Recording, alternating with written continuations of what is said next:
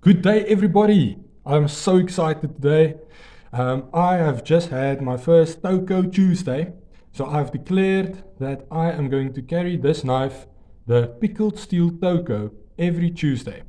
And today I just want to do a review on this knife, talk a little bit about it, and show you some of the aspects that I enjoy and that I find very beautiful. So let's just hit this knife and see what we have here. Because I think if you guys have seen the short video that I did, if you haven't seen it, please go check it out. But it's undeniable that this thing is a thing of beauty. Look at that. That is next freaking level, guys. Yes. What a knife. What an astonishing knife. This thing is gorgeous. So, why did I decide to take out this knife and carry it after I said that it will only be for display purposes? Well, it is because it is just too damn good.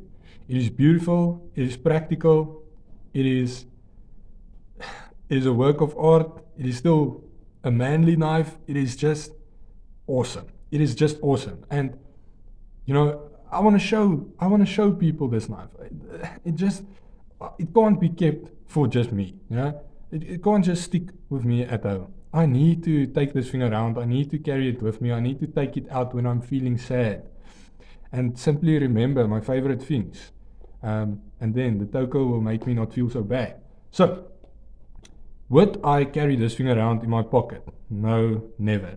I have all kinds of stuff in my pocket, freaking earphones, and I have other knives, and I have keys and whatnot, and phones and stuff in my pocket. This thing does not deserve to be amongst those mere mortal items. No, this thing deserves to be carried around in something that is premium, something that is exalted. And that is why Pickled Steel gives us these beautiful custom leather sheaths for every Damascus blade that you buy. And they come with different stones. Some have turquoise, some have these blackish brown stones. There are also sheaths that has a circle of life emblem or pin here, which looks fantastic. And these are extraordinary, guys. We have to acknowledge the work that goes into making a sheath like this. If you have ever done leather work or seen someone do leather work, you know that this this can run you a couple of hours to make something this beautiful, you know. And they did a very good job. And when they say custom, I mean it really is custom. This knife fits in this sheath snug, so it's not just gonna fall out on you. Someone is not just gonna open this thing and grab it out.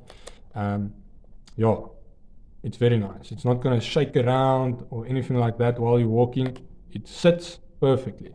So I do recommend, with regards to the sheath, because it is a snug fit on the knives, I do recommend that you use a lanyard or you place it with the bolster side down, so tip up, right?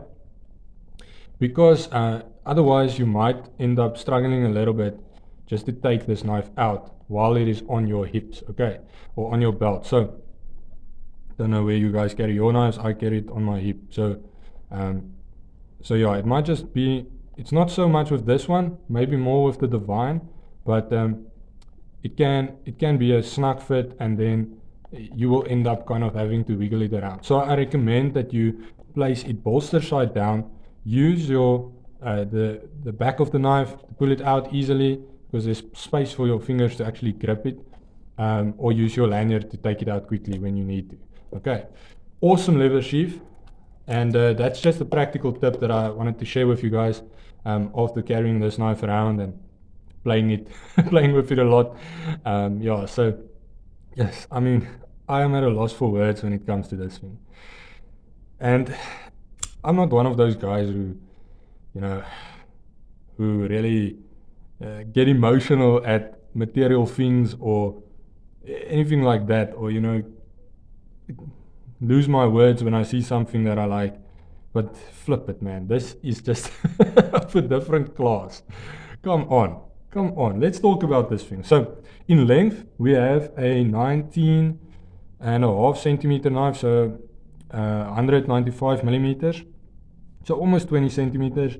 We have a blade length of 8.2 centimeters, 82 millimeters.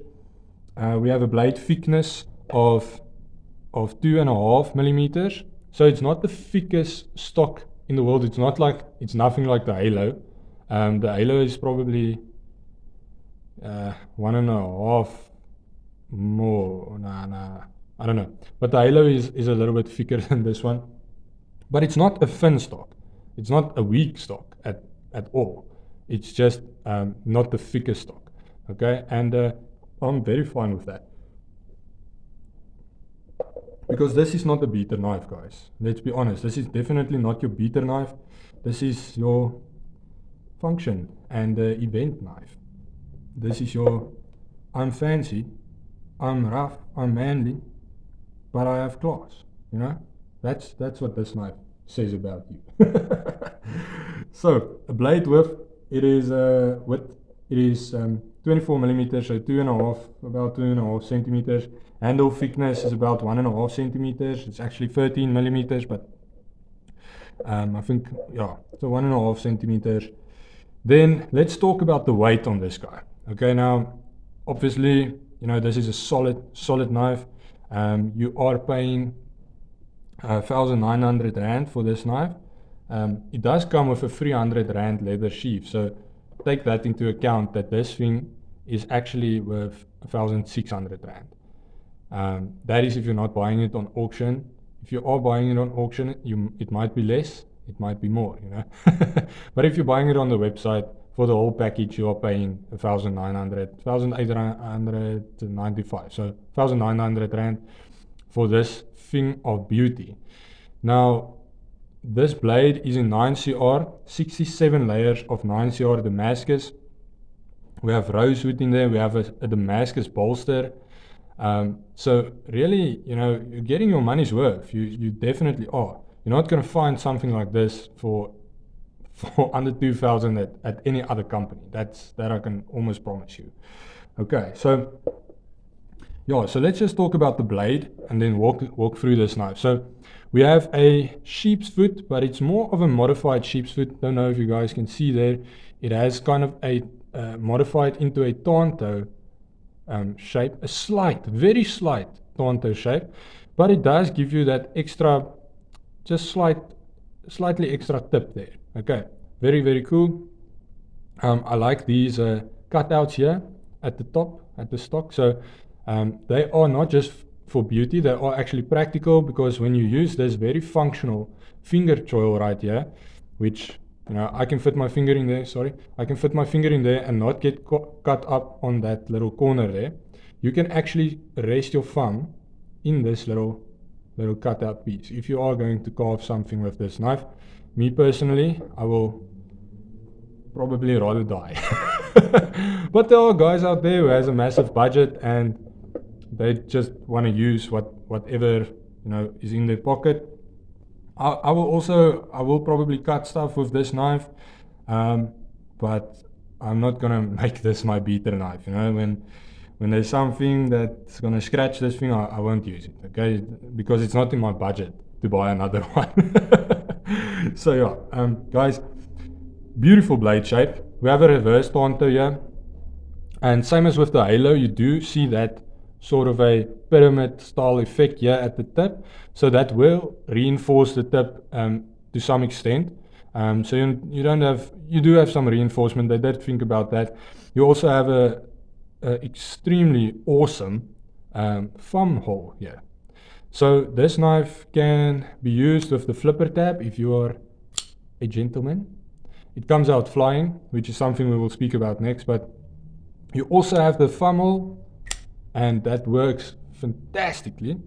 And you can very much reverse flick this knife, you can spidey flick this knife. So yeah, multiple opening options, and as I mentioned before, I do like myself a thumb stud or a thumb hole because I prefer that over a flipper. Not that I have a problem with flippers, it's just my preference. So let's get to the action. Okay, the action on this knife is unreal. It just gets better. Out of the box, it's awesome, but it has gotten better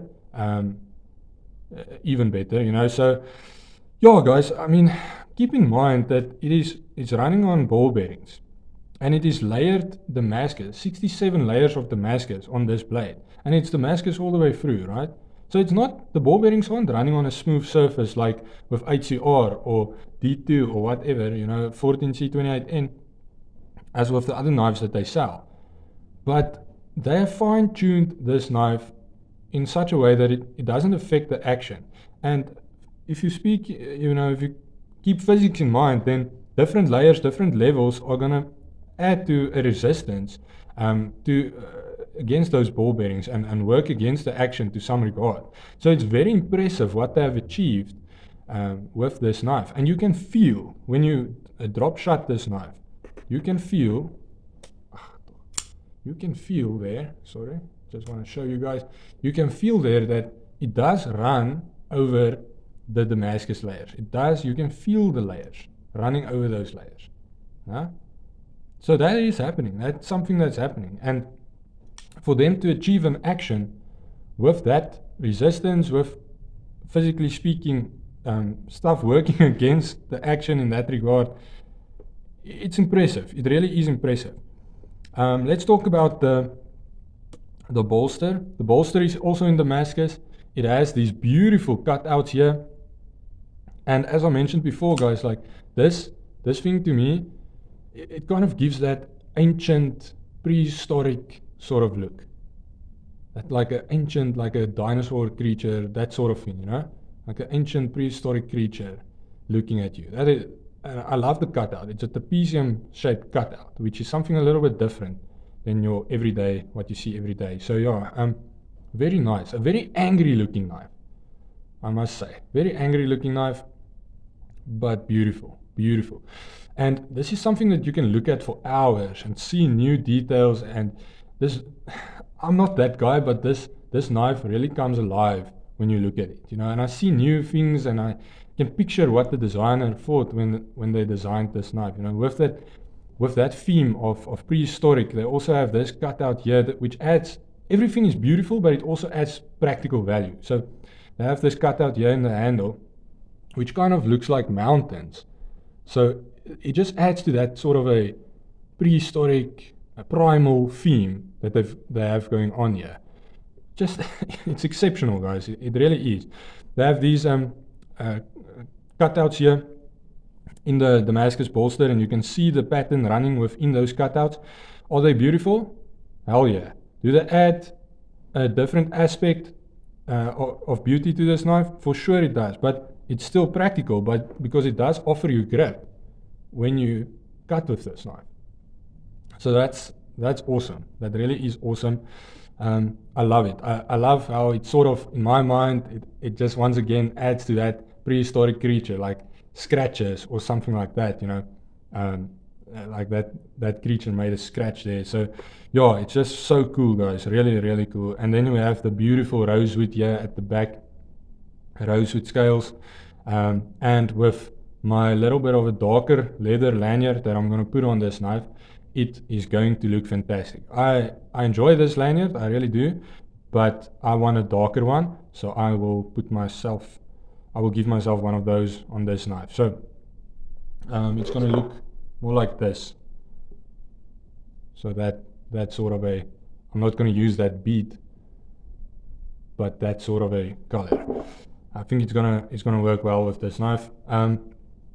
Stainless steel hardware, screws, pivot, liners. Liners are not recessed, they are level with the scales.